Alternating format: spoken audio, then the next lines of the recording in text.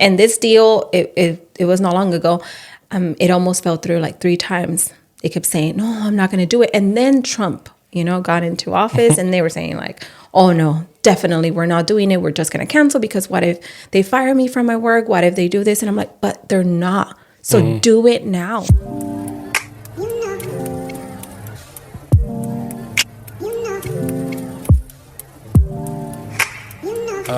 This is Paso Robles podcast. I'm here with Areli and Beatriz, power couple of Paso Robles, Central Coast, and all of California. Right. You guys will be taking over pretty much everybody's business, right? Yes, that's the goal. Well, thank you for inviting us. Yeah, thank you for being here. Yeah, so to get things going, this is the first time I have a three-person podcast, because usually I have one other person, and all I have to press is enter, and it changes the camera angle, because I'm doing in real-time editing. Oh, I see. But now I have to use 3 fingers. 1, 2, 3, 1, 2, 3, 1, 2, 3. So and you see how it looks over there on the thing? Oh, but that's fine. But you can look. As I'm talking to you guys, my hand kind of like disappears over here. And I do and I have to multitask a little bit. So, someone's going to have to interview you. Yeah, at some point, I'll have a technician back there handling everything, and that way I don't have to, I can use both hands. But right now it's just like, just one hand. That was me right there. Oh, but it's fine because I can see you now. So then this one's mine and that one is hers. The middle one's hers, and the right one's mine. I can see. Yeah, so we're talking about a little bit about Paso, and anywhere else you want to talk about. Like right now, I would assume the real estate is good. I mean, I know you always want to say the real estate is good. There's some lows, there's some highs. 2020, I'm sure if you guys want to touch on that a little bit, that was pretty crazy. Yes, more Beatriz on that. Yeah. Oh, really? Yeah. So I've been doing real estate for over 22 years. Areli was on the back burner there for 6 years, I would say. Yeah. In 2020, this is the thing that always surprises me. People's guesses, I would say, of, hey, the market might crash, the market might go down. Is the market going to continue? It's the unknown. It's always been the unknown. There was a lot of people on the fences during that time. And then what did it turn out to be? In a crazy market where people were getting outbidded, over asking prices, giving up your rights to your inspections, contingencies, etc. So it was a tough market, but just like any other industry, you have to fight for your clients and keep on moving forward. And luckily for me, during those years, I did have Areli in the background until I got her to get her license. So, here we are. Explain that a little bit as far as the back burner background. Were you just not licensed and you were helping her with paperwork? I was doing the paperwork before. So what did that look like when, let's say, she got a client and she's she's trying to. She kept you busy. Yes. And it was that. And I've always, even though, we have a great relationship. She's my sister-in-law. Well, we're married to the brothers. So we say sister-in-law, but in Spanish it's con cuña, but we say cuñadas, So yes, so we do have a personal relationship as well. And it was more like, okay, we were together, but we were still talking about work. And at that time, my babies were little. I have twin girls. They're 8 years old and they were little. So it's like, okay, I can do this from home. And I was doing it. And it was the paperwork, and then she will go meet with clients and do all of that. And I was just doing like all the in the back back work. Yeah. Making sure everything was documented, signed, sent to the right, whether it be escrow or to the lender, etc. So she was in the background, and I continued to, meet with the clients, make the appointments, show the homes, do all of the legwork, I guess you could say. And she was making sure everything was getting done and handled properly. Yeah, so it was a great team. We are fortunate that we are sister-in-laws because that kind of balanced us out with our personalities, I think. And the fact that we're both bilingual. Las dos hablamos español y eso nos ayuda a ayudar a gente que habla español igualmente en inglés. So it's been a really nice experience. And her being so much younger also brings a whole new avenue of today's real estate market too. Okay. Like I said, I've been doing this for a long time, but with that also comes a lot of changes. Social media. Wow. So Areli got licensed a few years ago and, opened those doors for us. So that's been pretty amazing. And I don't like it. It's like, okay. She's really great at it. But that's today's world, Yeah. I remember her she would go to showings, so she would have a listing and I'm like, stand right there. I'm going to record you and we're going to post it. And she's like, no, but that's not me. And I was like, it doesn't matter. I know you've been doing it for all this time, but you're not there.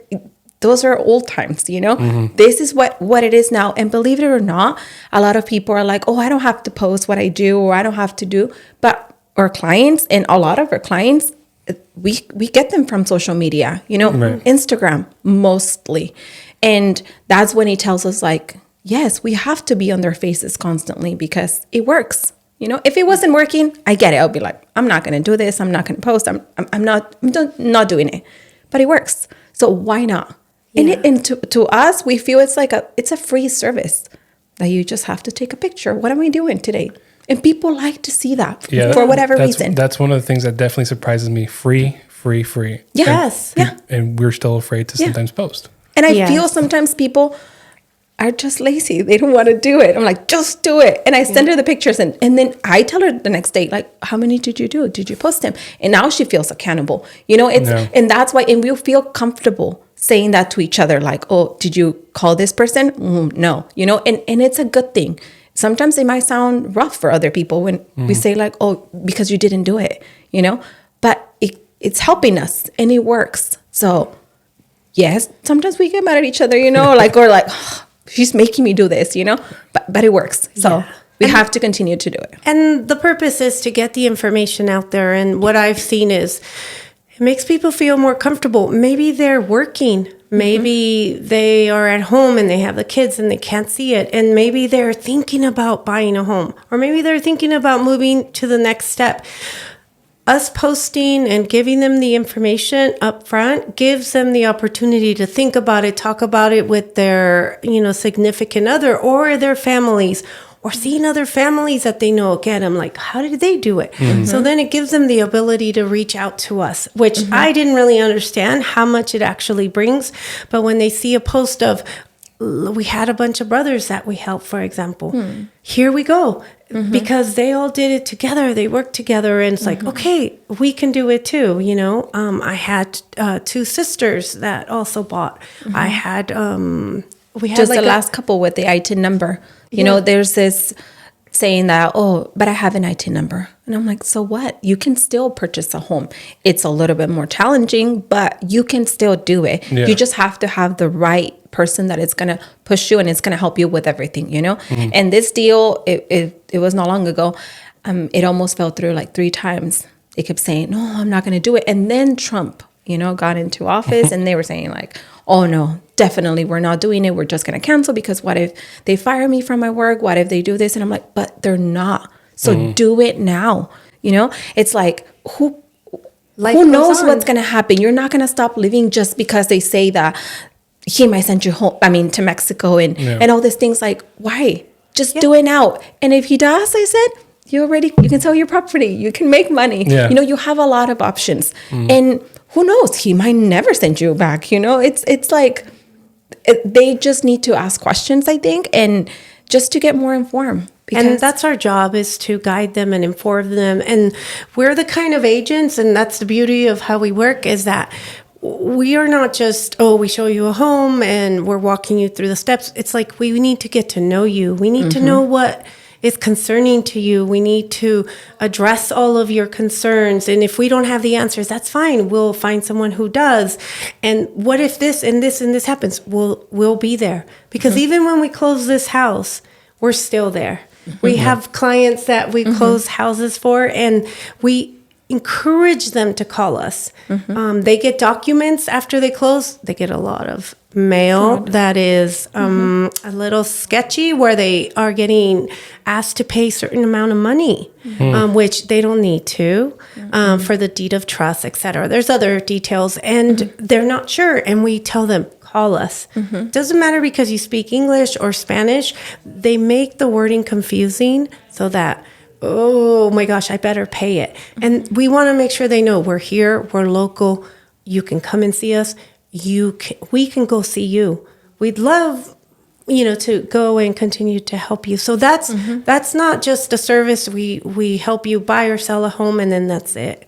We want to be there to answer your questions throughout your entire life if you have to. Or if things change, people always call and say, hey, where are the rates at? Yes, we are not the lenders, but yes, we are well informed and educated on what the markets are doing, and we're here.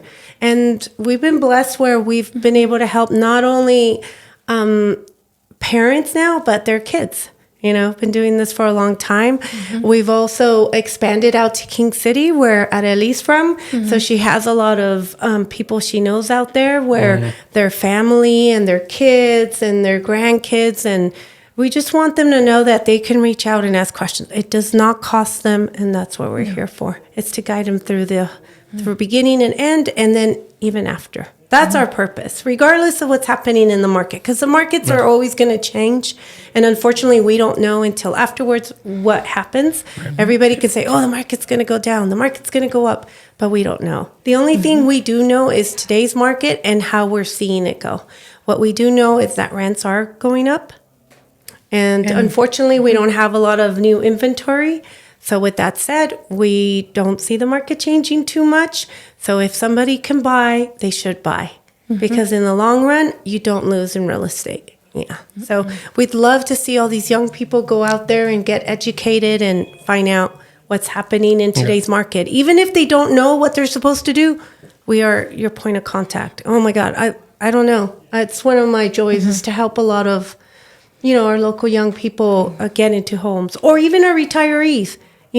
That need to relocate or unfortunately have to budget their money better. That's no problem. We're here to guide them too, So that's our market. And I think what we have, like Beatriz and I, we have everything, we make everything very personal. Like, I come from King City, and there was only one real estate agent and one lender. Everybody went to those people. I mean, my parents bought a house through that person. I mean, there were other ones, but they didn't speak Spanish. Yeah. So you're Mexican, here you go. Yeah. You go with this person, right? Kind of a thing. And now we go to the open houses and we see, and it feels like we're giving a presentation. Like we have all these people, and I see that over there. It's more like people think that you only have to do things a certain way. Like there's only this way. And you don't go any other way, kind of a thing. Like they tell you this is how it's always been done. But it's like, no, you have a right. She's like, well, for example, they said, when I bought my house, there was no stove. The windows were cracked. Like they don't give him options. Like, this is what you get, and now we tell them like, no, we sit down with them. We go through all the disclosures. We want him to understand what we're talking about, and that they have all these options. When you write an offer, you can ask for whatever you want to ask. That doesn't mean that you're going to get it, but you can ask for all these things. And I see, and we've learned that they are like amazed to see like they have these options, and it's just so like rewarding to see like, oh, she can do it for me, but how come I couldn't get it before? Yeah. It's like, because they didn't want to take the time, and we like to take the time. Yes. We sit down with them. We work around their schedule. We know our people, they work really hard and different, hours and stuff like that. So we go and late in the afternoon, and meet with them because we want him to purchase something. We want him to work around their schedule and just like help them and make it happen. Yeah. And we want them to feel comfortable.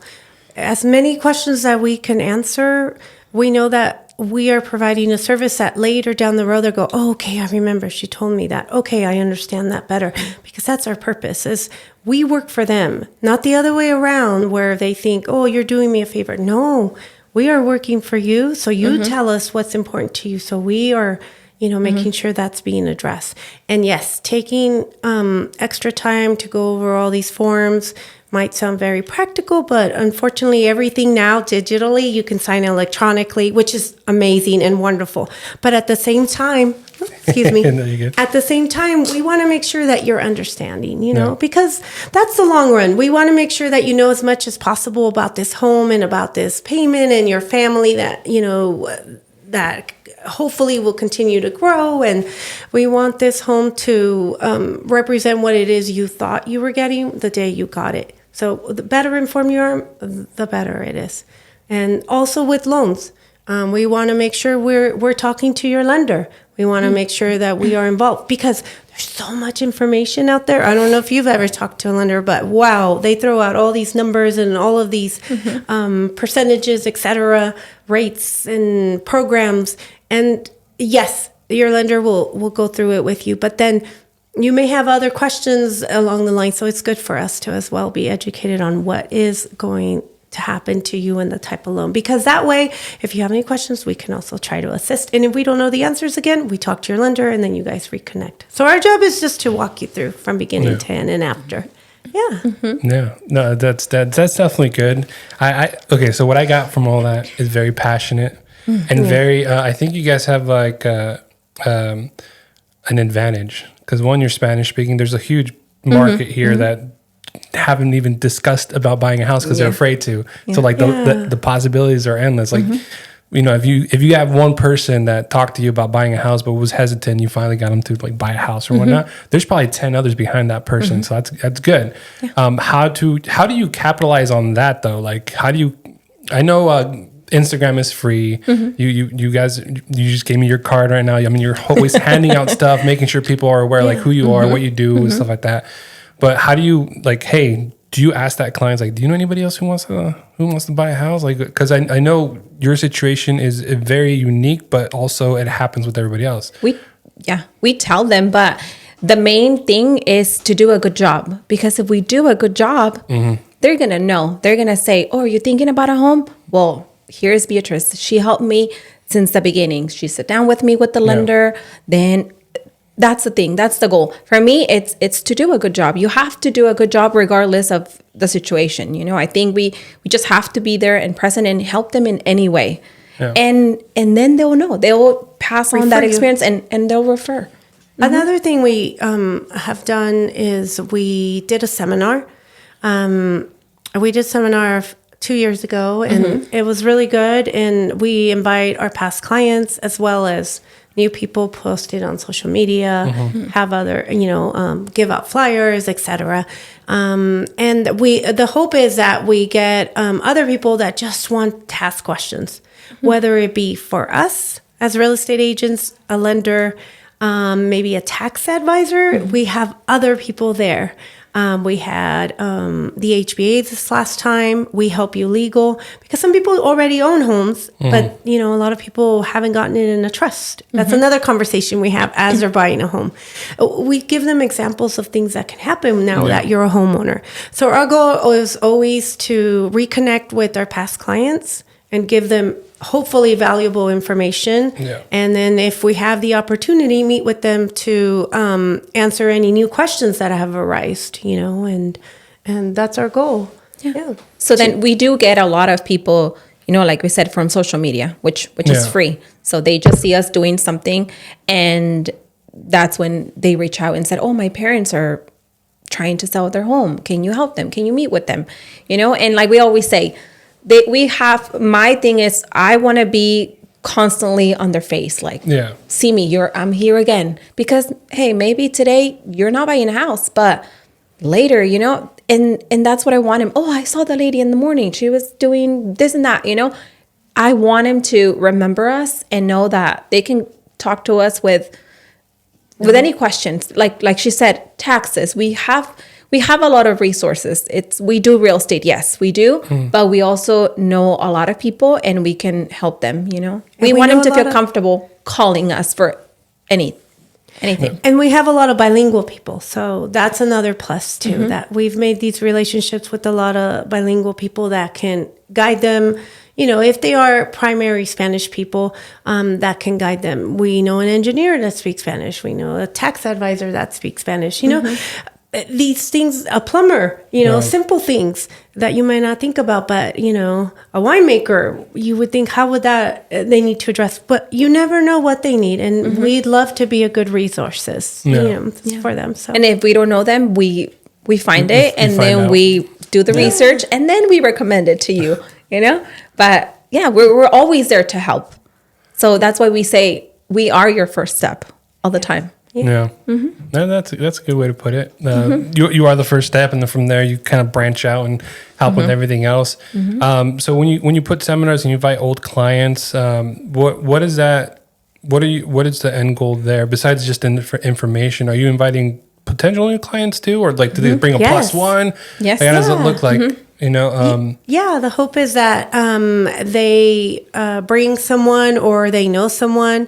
My personal goal is always that they bring their kids, because like I said, I've been doing this a long time, and now their kids are all grown, and my hope is this is a very hard and difficult market. I personally have kids in their 20s, and to rent, it's very expensive.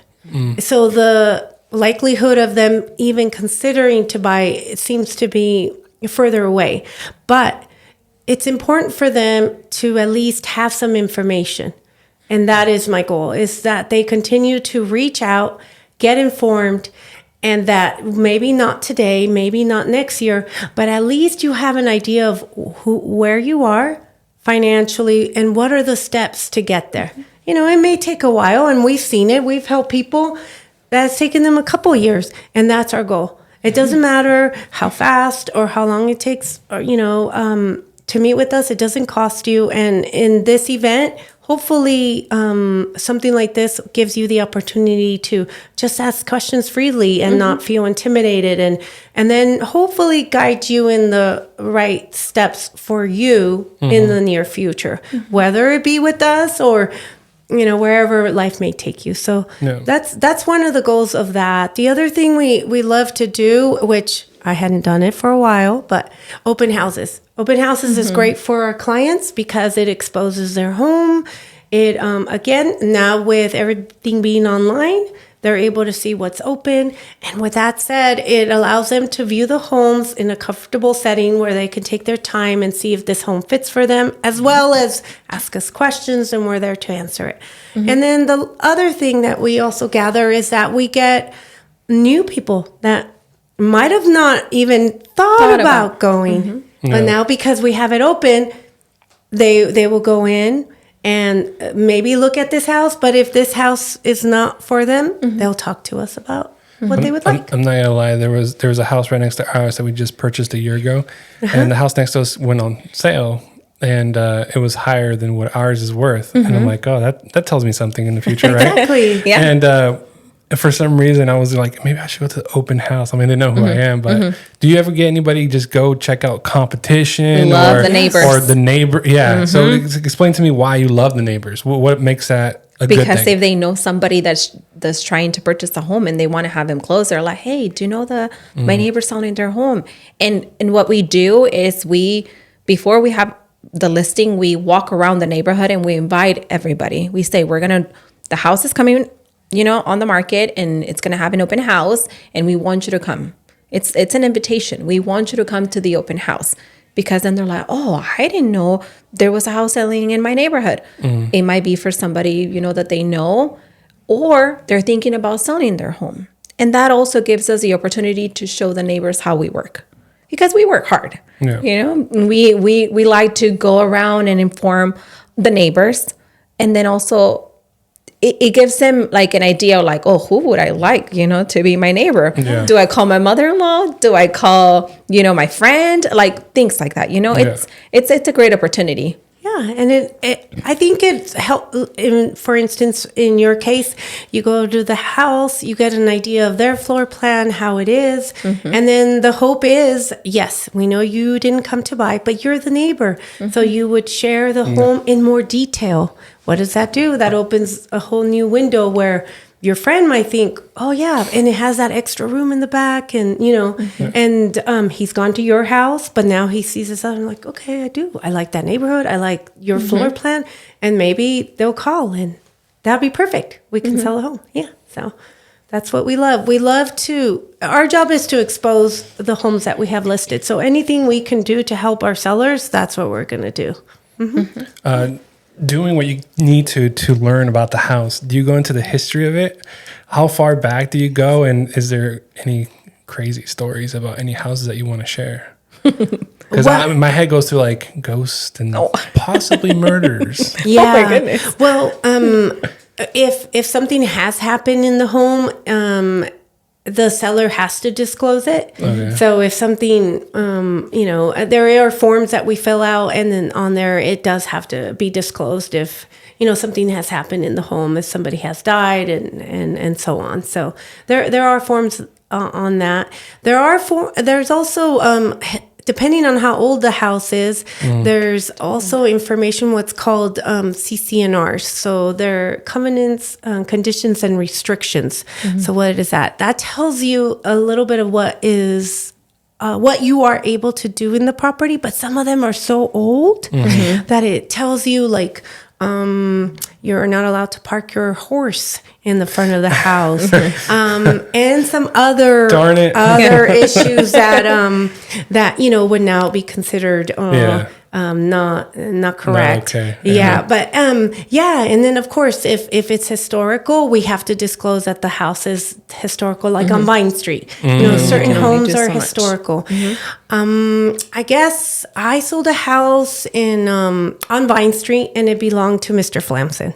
And that was pretty neat. He was the first owner, and then of course he was a teacher, as we all know, because the school. And then the next family that bought it, was a mom, and the dad worked for PG&E, and she raised her 2 kids in a 2-bedroom, 1-bath home. People, that's how they used to live back then. Yeah. They made do with what they could. Yes. None of this. Everybody has their own restaurant. Now we're all spoiled. Yeah.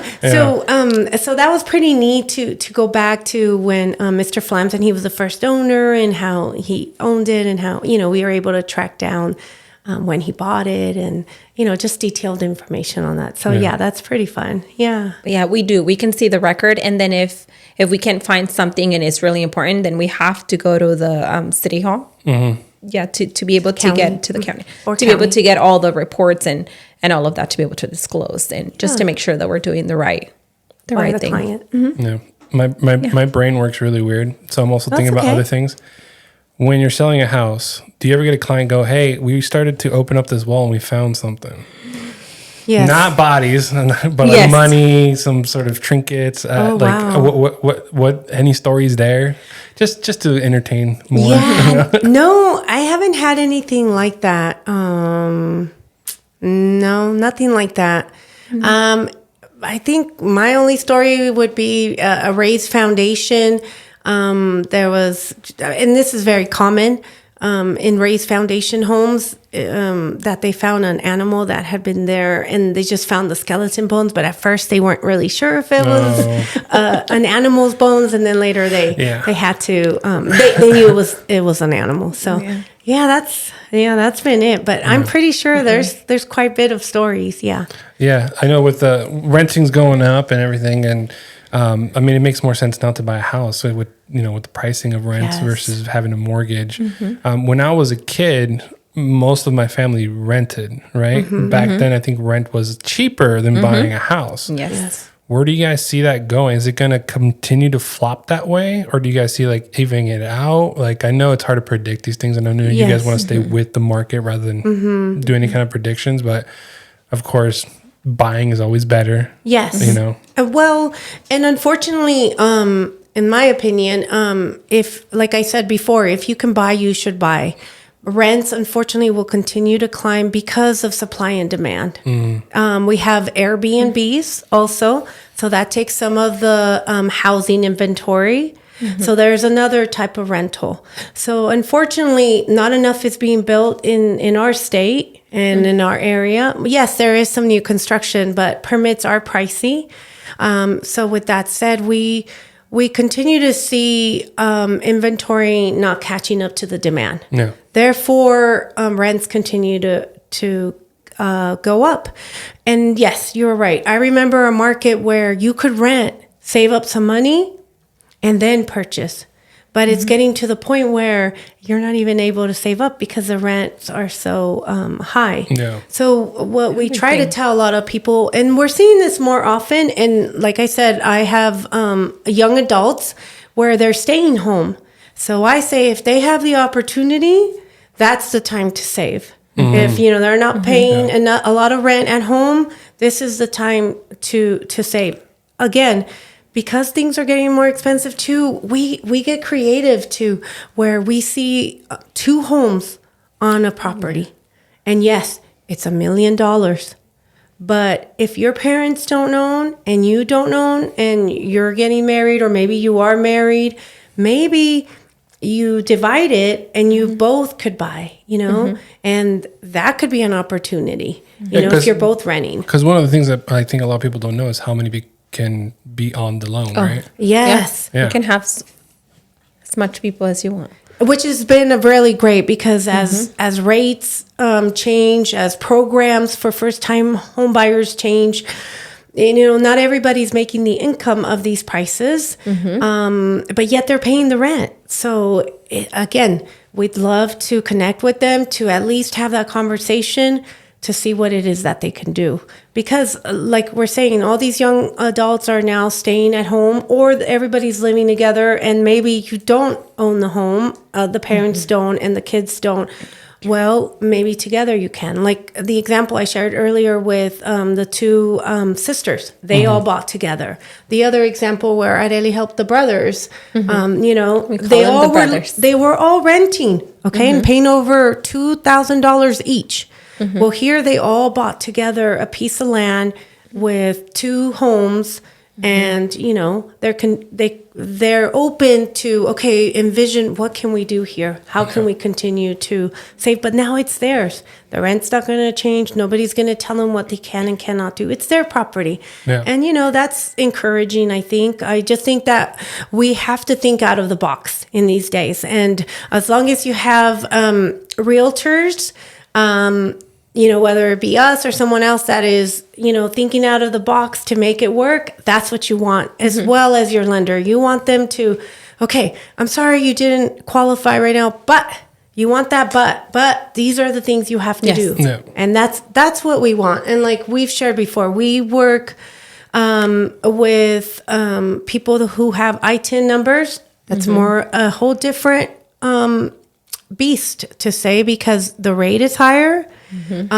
Your down payment is higher, but at the same time, there is possibilities there. But wouldn't you need to know what you need to do in order to get there? And that's where we come in.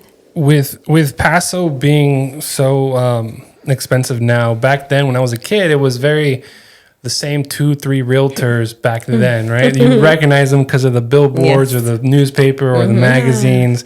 Now it seems like every single friend I had decided to go into real estate in some fashion, right? Like whether it's photography or being a real estate agent or something else.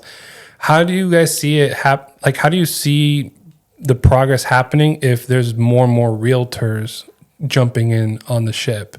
Like, how do you guys see it staying afloat? Like, what do you guys look for? I know you guys cover King City too, and probably more of California, right? So it's a little bit easier for you to guys find inventory. But we talked about renting inventory is low. At some point, housing inventory is low. So what do you guys tell potential clients or potential repeat clients to keep thinking ahead? Like, how do you guys talk to them about those kind of things? Well, it depends. I think for the young people, and sometimes they're like, oh, it's easier for me to just go and rent. But it's like, how much money are you making a month? You can just sacrifice a little bit and actually pay something for you, that it's going to be for your future. And we always say, I always say, it's not going to be your forever home. Like this is, I think young people get discouraged because they imagine this life like, oh, I'm going to go and buy this beautiful new home and with all these bedrooms and all these bathrooms. But we have to be realistic. It's like, it's really hard.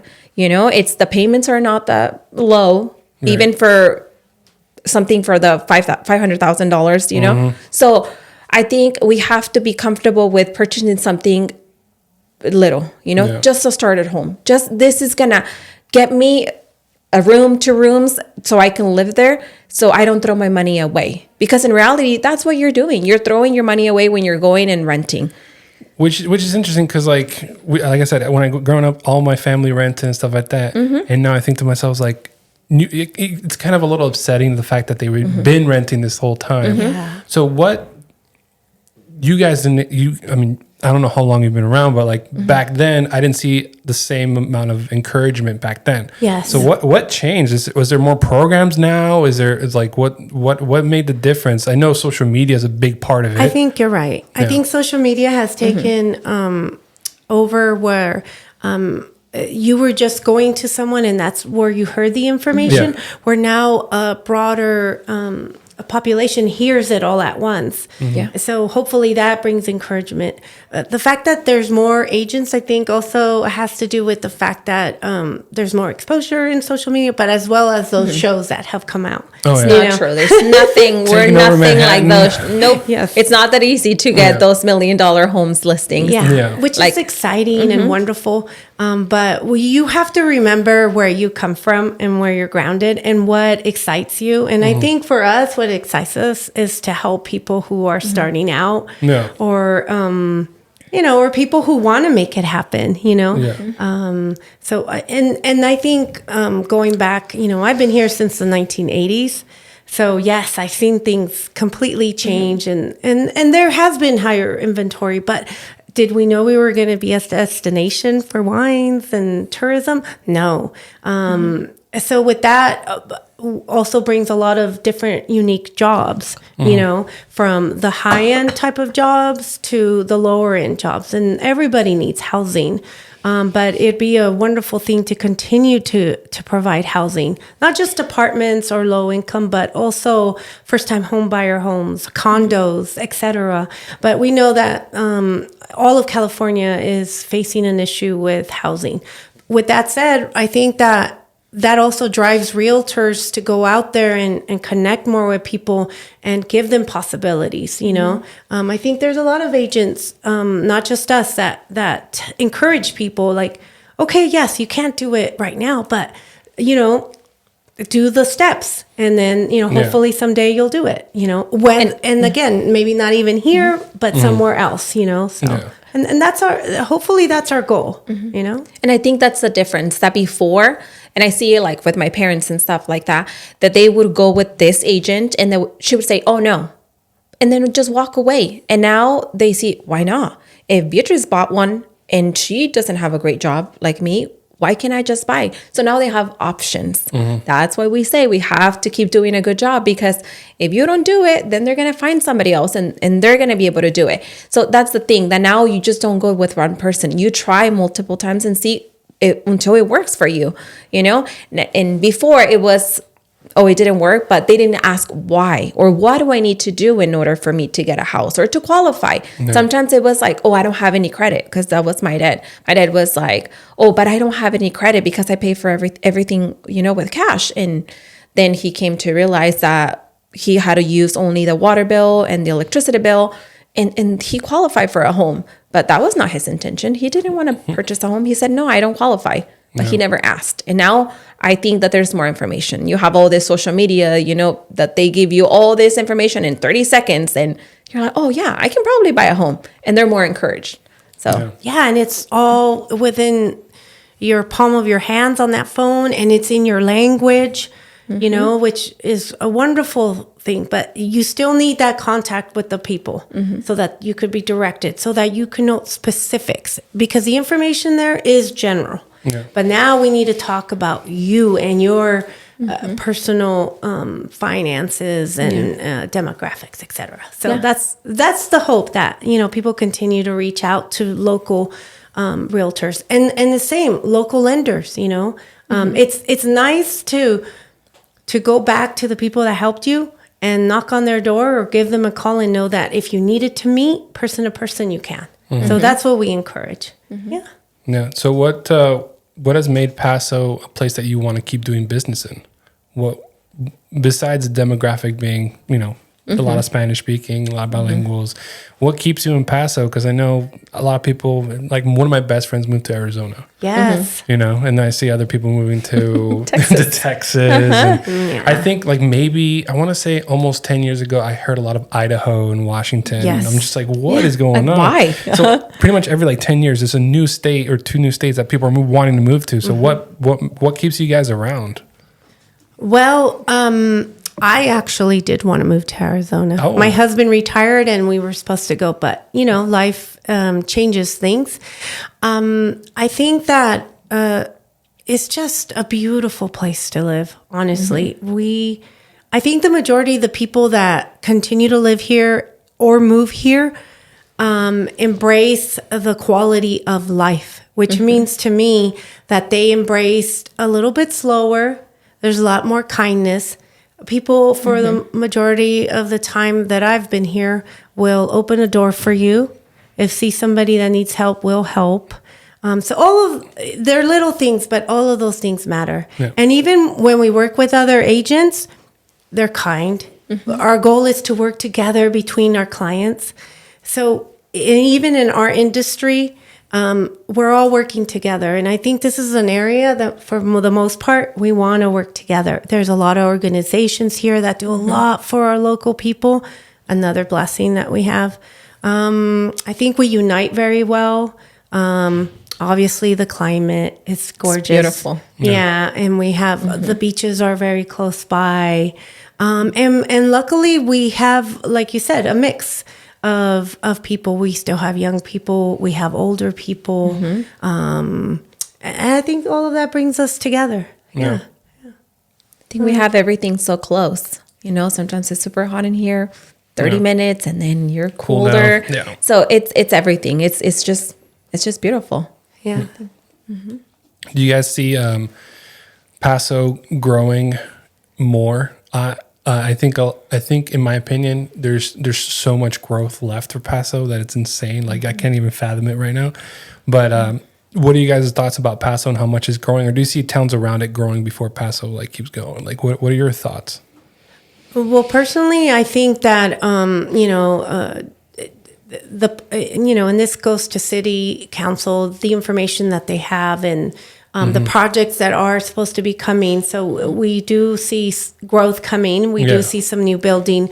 We also see some affordable housing coming. But unfortunately, it takes a long time. Eventually. So I don't know how fast that will happen. But yes, it will continue to grow. And hopefully our outskirts will grow too. But again, it's very slow. Maybe that's because our motto is slow, slow county. But I think it will continue to grow. But unfortunately, it's very expensive. Yeah. So our hope is that they continue to provide housing.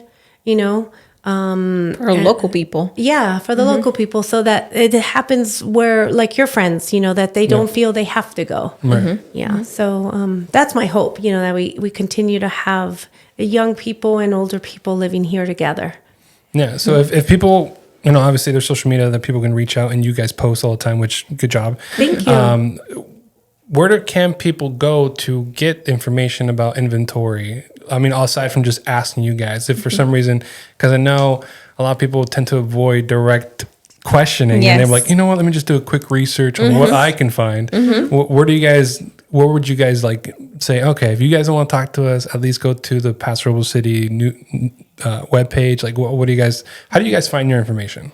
Real estate information wise, or real estate, renting, like just so you, because obviously you have your information so you can back your ideals out. I mean, obviously we have our websites, so that's a good avenue to start about homes. And yes, like you said, city websites are also very, very helpful. They give you an idea of population, weather, what's new to come, projects that are either coming or should be coming, and new proposals, etc. The other thing, most people, that's where they start their search when it comes to homes and information. So first, there's credible sites like realtor.com. We encourage that. Zillow. The Zillow. Zillow somewhat. Unfortunately, Zillow, the only problem with Zillow is that they use what's called this estimate. So let's say you own a home. Sellers especially. And what that does, it's not as accurate because it takes homes just around the area. And, luckily for us, we have a little bit of a rural setting. So it doesn't give you the price. And that's when you should probably reach out to us. But those are sites where we as realtors, all of us, we pay into putting our information out there so that it goes out to the public so that they could see what the inventory is like. So yes, that's one of the first steps. And then after they have an idea, maybe they get a calculation of what a payment would be, then it's a good idea to reach out to an actual person so that they can get more direct information. And only because I'm trying to make things clear. When they get calculations from you guys or pre-qualified or anything like that, it's not like they're committing to anything financially. Because I think that was always in the back of my head. It's like, man, if we start moving this train, it's going to keep going until I owe someone. No, even if you put an offer and it gets accepted, you still have a chance to say, you know what? You have a period of 17 days to do all your investigations and your loan pre-approval and all of that stuff. And then you can realize, look, never mind. I can't do this. Sometimes you see your payment and it's more than what you expected, and you still have, you're not committed to that forever. You still have chances to say, never mind. I don't want to do this anymore, and it has happened. So for talking to us and us sending them properties, even showing them properties, they're not committed. They're not obligated to purchase that specific home or stuff like that. Or even people that could qualify for a lot more. Not necessarily do they want to buy at their top because they have to think about, maybe they have a child they have to send to college soon. Or maybe they're taking care of elderly parents, so they have to factor a lot of other things besides a mortgage payment into what they pay on a monthly basis. So not everybody wants to buy a home at what they qualify for. Sometimes they need to be a little lower, or sometimes, hey, we need to save a little bit more before we get there. But thank you very much. We at least know currently where we qualify, how much our payment will be, and what is available for us. So, and that's fine. Our job, our goal is to help you find the home or sell your home and get you to your next step. But we know that there's a lot of moving parts to that. So maybe this isn't the right time, but we thank you for the opportunity to be the ones to guide you. Is there, I don't know if I'm being an instigator here, but is there neighborhoods you try to stay away from or encourage people, good, bad? I know Paso's not that bad, to be honest. No. Aside from a place over by Creston that's apartments, that's it rhymes with Sweek, Oh, okay, Sweek, okay. No. We do tell them. We tell them there's a school, around the block. There's the shopping centers and all of that, so they're aware. But no, we tell them whatever you want to buy, we'll sell it. Yeah, okay. And they have, like Areli mentioned a minute ago, they have a certain period of time, depending on the contract, that they can do investigations. They can call their local police. They can talk to neighbors. They can find out things about the area to make sure that this is where they want to be. So there's a lot of, every property has its own little story. And some of it you may not think is important, but a driveway that's steep, that might be important to you, but not to the next person. Yeah, one of the things I learned is the neighbor, we were chatting it up, and he goes, you got to be careful with that stoplight. right at the end of our block. And it's like, yeah, even though it's red, people still drive right through. So just give yourself an extra second or two to make that right or left turn. I'm just like, I never thought I'd be talking about where to stop in a stoplight. And you think it's normal for people to stop at a stoplight, but it's... And that's important, and that's why it's nice to have that interaction and be able to show you. Like, I didn't sell this house, but it was to a friend after the fact, which is helpful for me when people share their stories. But off of the high school, there's houses that are behind it. They never thought anything of it. But that's an area where people pick up and drop off kids. Yes. And it gets very, very, very busy. They didn't know when they bought it, you know? So little things like that may not be important to you. The house on Veronica Drive? Yeah, so things like that may not be at the time that you see it, could end up, you know, having some kind of an issue for you. I mean, after we bought the house, there's so many things that weren't even on our list that we're noticing now. Double pane windows. We're single pane right now, so we have to upgrade a little bit. I mean, plumbing was a big question. Just the way the house is laid out when it rains, that was a big one. That's your home inspection. That's when and so you have the inspector do all that stuff. But even the inspectors didn't catch everything, so that happens in the conversations afterwards. And it's amazing how much more keeps happening even after you sign the paperwork. And you've lived in it for a while. And that's important too. Like when people rent, most people, it's like, okay, what don't you like about your house? What have you thought about it? Because then the house you're going to buy, you're going to look for things like, the windows or the rooms, how they're all, you know, trees. That's important too. You know, oak trees are protected. So, you know, maybe you were thinking of cutting it down. That's a big no-no. So, you know, it's important to know these little things that you never thought about, you know. Some people get their plumbing inspected depending on the year of the home. It might not be a bad idea if there's a lot of roots around, you know, it could cause a problem. So there's a lot of factors, but hopefully our goal is to, when we go over these forms, that it makes you ask questions to where you're at. You know, next time when you go look at the house, you look at it in a different perspective. Like, okay. Oh, yeah, it's going to be way different than the first time. Do you guys try to keep them, like, have you guys learned any new things that, like, from one house to the next, like, I forgot about that, or it just has been that long that you even thought about it? Oh my gosh, you're always learning new things. You tell the client, like, hey, by the way, keep in mind. Yes. Yeah. And now it's different because now when they purchase their home, now it's their home. You know, because when you're renting, your window's leaking, or there's water leaks or stuff like that, you call your landlord and you tell them this is what's happening. But now it's your home. Like, you you have to fix it because now it's your property. And we do have clients, and we encourage the seller to buy a home warranty because it helps them with some of the appliances and things like that. But then there's some things that are not covered, and now it's your responsibility. So that's why we have to tell them the roof is, you know, getting old, this old, and eventually you're going to have to replace it. So that's going to be an expense for you.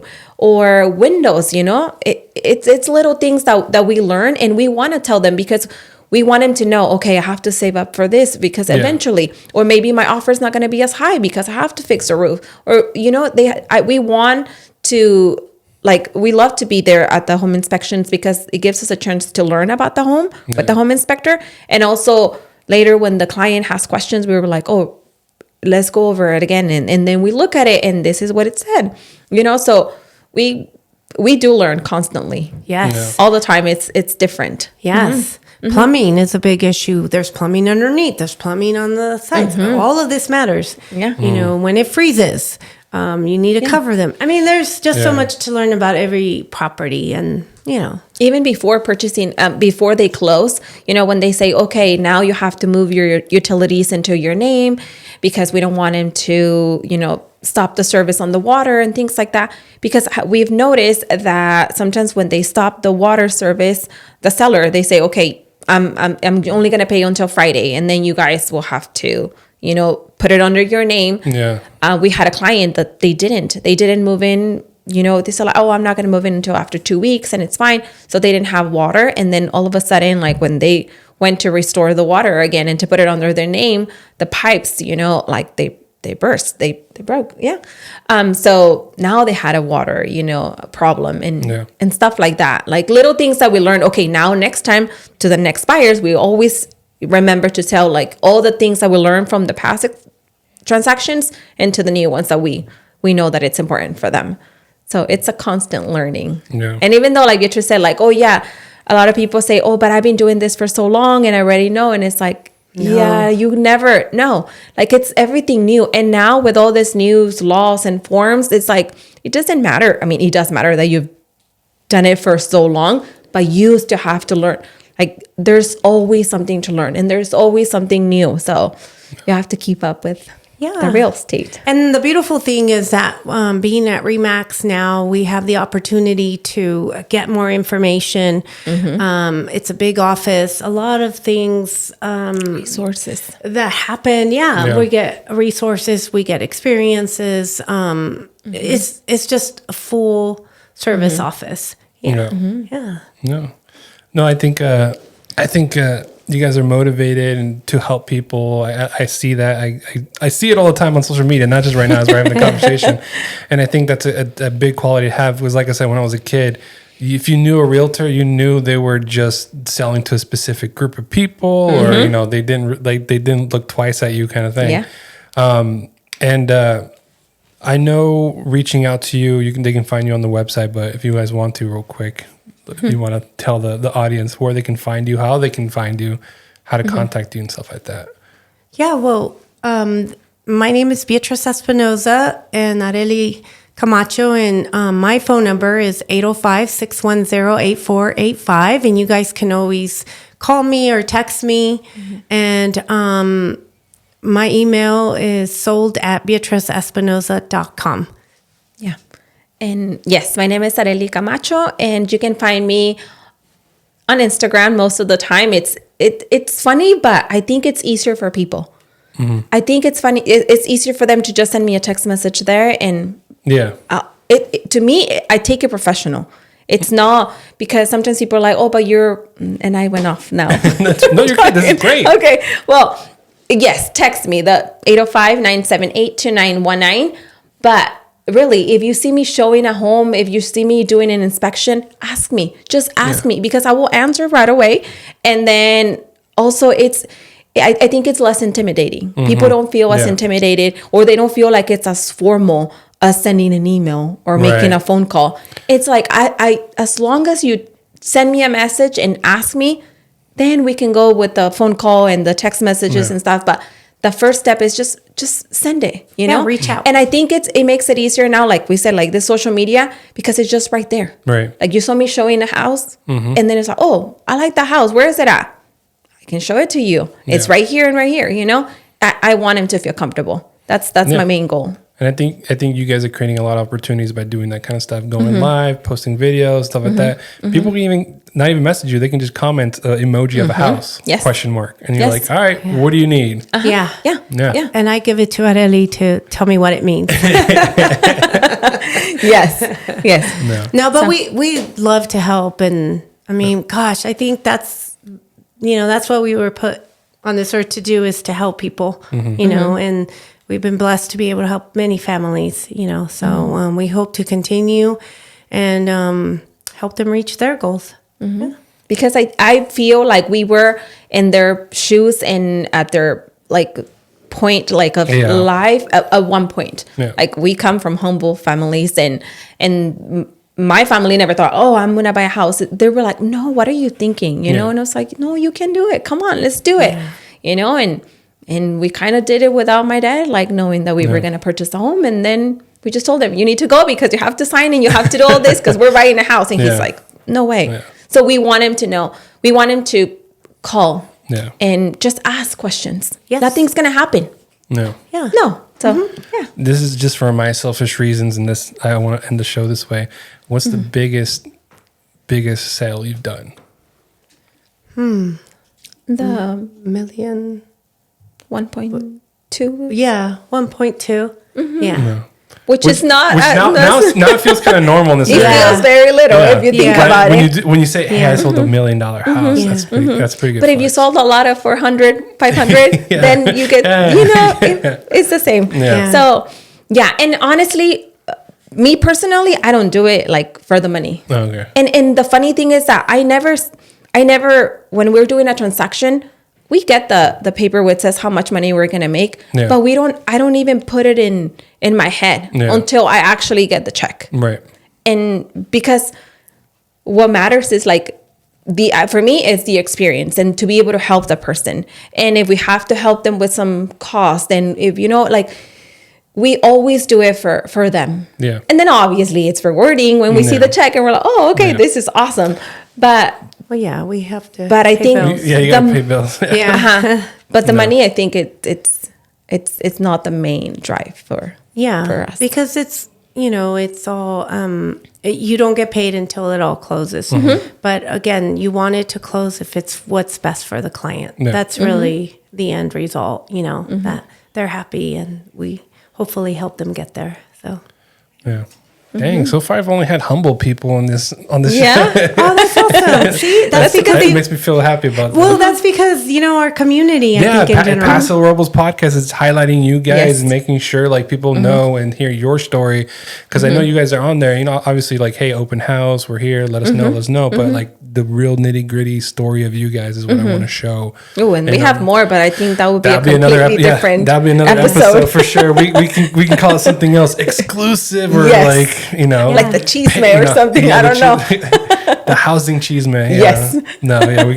We can figure that out for sure down the road. That would be fun. Because at some point I do hope that one day somebody like a realtor or something like gets nitty and gritty and like really tells, because I mean you guys mentioned there's shows, right? And there's one show on Netflix that was kind of like taking over Manhattan or whatever. There was no sale in the entire season. I didn't see a sale. There was like apartments that were mentioned or condos. I can't remember. But the other guy, he did show some sales, and that was kind of cool to see. But I'm like, there's so much more that goes to it, and I think that's the whole point of going local rather than a big. Yeah. There is definitely all of that too, but we try to not pay attention to that and just focus to the main goal. It's to help people. That's our job. Make things possible where people, I'm not sure if I can. That's why you need to ask. So make sure you guys reach out. Thank you guys for. Thank you. Thank you for the opportunity. I appreciate it. Yeah. Thank you. Thank you, everyone. Yes.